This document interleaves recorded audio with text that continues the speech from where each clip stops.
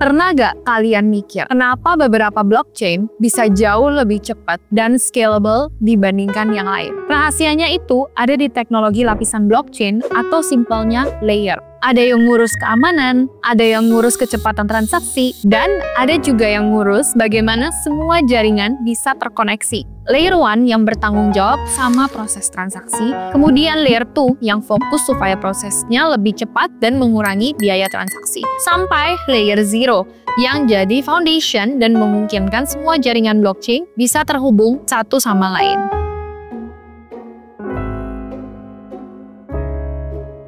Bayangin ini sebagai lapisan utama di mana semua transaksi dan validasi blok terjadi. Tanpa Layer 1, gak akan ada transaksi kripto, gak ada Ethereum, gak ada Bitcoin atau Solana. Karena di Layer 1 lah, semua transaksi tercatat secara permanen. Misalnya nih, kamu mau mengirim Bitcoin ke seseorang. Transaksi itu ada di proses di Layer 1. Setelah transaksi diverifikasi, itu akan dicatat ke blok baru yang nantinya akan ditambahkan ke blockchain. Inilah proses yang memastikan data kamu gak bisa diubah dan tetap aman. Nah, kemudian ada juga di Layer 1 yang dinamakan dengan consensus mechanism. Setiap transaksi yang terjadi di Layer 1 harus diverifikasi oleh jaringan sebelum dapat dimasukkan ke dalam blockchain. Proses ini disebut validasi blok. Sebagai contoh, Bitcoin. Bitcoin itu hanya bisa proses sekitar 7 transaksi per detik TPS. Solana jadi contoh blockchain layer 1 yang berbeda, karena mereka mengklaim bisa memproses lebih dari 60.000 TPS berkat mekanisme unik mereka yang disebut Proof of History, menggunakan stempel waktu hash untuk memverifikasi kapan transaksi terjadi.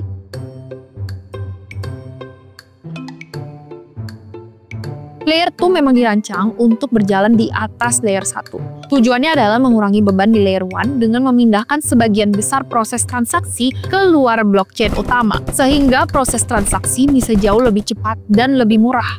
Tapi jangan salah, keamanan juga tetap dijaga, karena hasil transaksi di Layer 2 nantinya akan dikunci atau difinalisasi di Layer 1.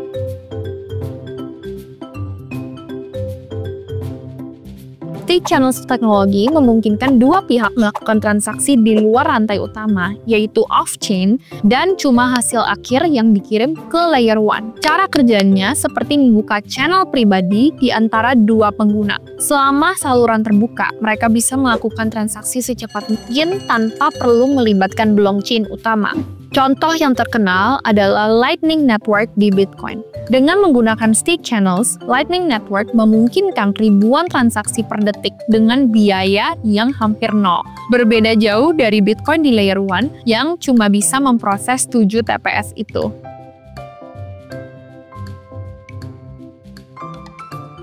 Sidechains adalah blockchain terpisah yang bekerja sama dengan blockchain utama. Sidechains memiliki mekanisme konsensusnya sendiri, jadi mereka bisa melakukan transaksi dengan cara yang lebih cepat dan lebih murah. Setelah transaksi diproses di sidechain, hasilnya akan dikirimkan kembali ke Layer 1 untuk validasi akhir. Contoh dari solusi sidechain adalah Polygon, yang sangat populer di jaringan Ethereum.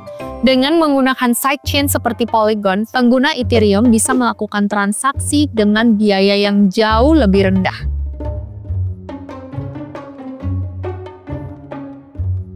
Teknologi ini memungkinkan pengelompokan banyak transaksi menjadi satu atau disebut juga dengan bundle, yang kemudian dikirim ke Layer 1 sebagai satu transaksi besar. Ada dua jenis rollup yang populer. Pertama, optimistic rollup. Rollup ini berfungsi dengan asumsi bahwa transaksi sudah valid, tapinya masih ada mekanisme pengecekan kalau ada kecurangan. Nah, setelah itu ada ZK rollup atau Zero Knowledge rollup. ZK rollup sedikit beda karena menggunakan bukti matematis untuk memverifikasi transaksi dengan cepat tanpa harus memproses semua data di Layer 1. Hasilnya, ZK rollup cenderung lebih cepat dan lebih efisien dibandingkan dengan optimistic rollup. Manfaat utama dari Layer 2 tuh jelas banget, transaksi jadi super cepat dan biayanya jauh lebih mudah. Tapi ada juga kekurangannya, misalnya beberapa solusi Layer 2 kayak optimistic rollup butuh waktu lebih lama untuk verifikasi transaksi, jadi bisa ada sedikit delay.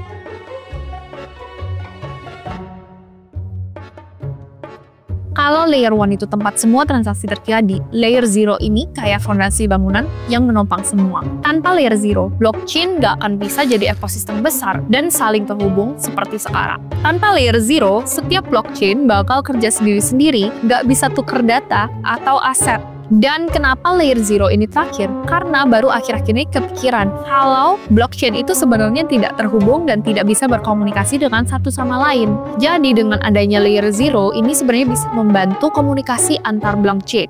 Contoh-contoh layer 0 ada Polkadot dan Cosmos. Polkadot, dia bikin berbagai blockchain yang disebut parachains yang bisa saling terhubung dan bertukaran data. Dia juga mempunyai mekanisme konsensus sendiri untuk ngawanin semua parachain sekaligus. Nah, satunya lagi Cosmos, mereka pakai protokol yang namanya Tendermint untuk capai konsensus di banyak blockchain. Tujuannya bikin Internet of Blockchains, biar berbagai jaringan bisa saling berhubungan tanpa halangan. Cosmos juga keren deh buat mengatasi masalah skalabilitas dengan cara membagi beban ke berbagai blockchain.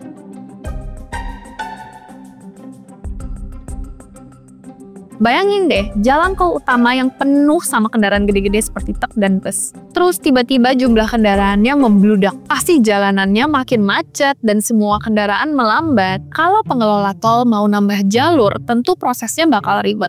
Bisa bikin tol makin macet, atau bahkan harus bongkar bangunan di sekitar untuk bikin jalur baru. Ribet banget kan pokoknya. Solusinya bikin sistem transportasi terpisah. Misalnya bikin MRT, jadi masalah macet di tol bisa diatasi tanpa ganggu jalur utama. Dan semuanya nggak akan terjadi tanpa foundation kan? Hal yang sama juga terjadi di blockchain layer 1. Solusi untuk mengurangi kepadatan transaksi, ya bikin layer tambahan. Biar transaksi bisa jalan lebih lancar tanpa merusak sistem utamanya. Dan semua prosesnya nggak akan berjalan tanpa foundation layer 0. Tapi kalau kamu nanya juga gimana masa depan dari blockchain layers, teknologi blockchain ini terus berkembang dan apa yang kita lihat sekarang hanya permulaan. Salah satu gebrakan besar yang lagi kita lihat juga adalah perkembangan layer 2. Platform seperti Polygon dan Optimism terus berinovasi untuk bikin transaksi blockchain jadi lebih cepat, murah, dan gampang diakses. Saat ini layer 2 masih fokus di jaringan tertentu, misalnya Ethereum. Tapi di masa depan, kita mungkin akan punya layer 2 yang bisa jalan di beberapa layer 1 sekaligus. Intinya, memahami semua layer ini penting banget, apalagi kalau kamu investor atau penggemar kripto. Dengan tahu fungsi dari setiap layer, kamu bisa lebih paham teknologi ini dan bikin keputusan investasi yang lebih tepat.